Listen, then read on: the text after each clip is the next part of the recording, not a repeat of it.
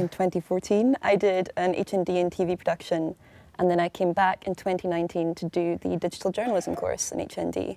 And these days I work for the Glasgow Times. I'm a digital journalist there, part of a really young, again, female-led. I think we have one man in our newsroom, which is kind of odd, but it's a young, really vibrant team, really cool and really fun to be a part of. So it's really exciting. Yeah. And was, again, going into the industry something you were like, oh, it's going to be quite male-dominated, it's going to be hard to have my voice heard? Is that something you were concerned about?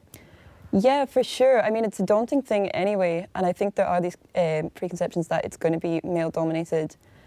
And just you do worry, especially in journalism. I think maybe back in the day it was, for sure, a very male-dominated industry. And you do worry you're going to go in and have to really fight to have your voice heard. But I would say, to put anyone's mind at rest, or I hope it's the same elsewhere, but it feels like the industry is at a turning point because of groups like this, I think, and people, like all the talent that are involved. It's a really, really great time to be a woman going into the industry because there aren't those same barriers. Like, we still have a long way to go and a lot to prove, but it's been really positive. Yeah. Do you think that's something when you were at college that you felt more need to prove yourself in your field?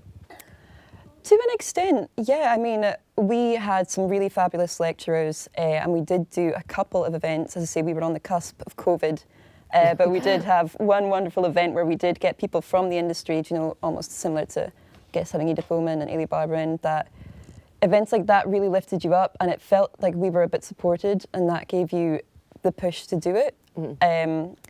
But yeah, I think it's just a case of that might have been the way it was back in the day, but it's not anymore. So just do it. Yeah. And what would it have meant to you to have a group like this when you were at uni?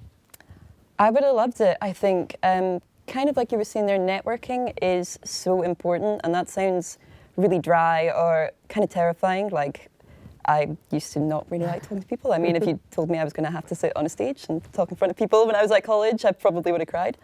But it's not that, and I think there's this kind of idea when you're studying, kind of like Sarah mentioned earlier, if you're doing coursework that is kind of tests and it's not really going anywhere, you might feel like the industry is a bit of a brick wall or wonder how your experiences in college are going to translate into the actual industry.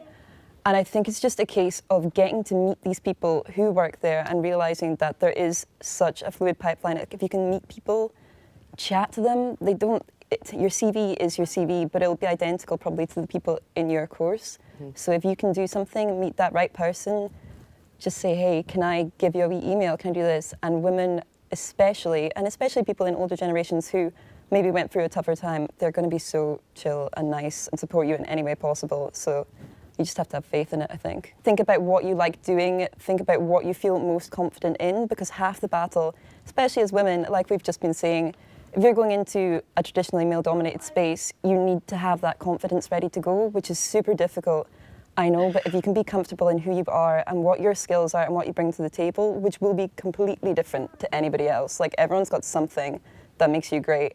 And if you can just spend your time at college kind of building that and making that really pop, then that will see you well, because that's why people will notice you.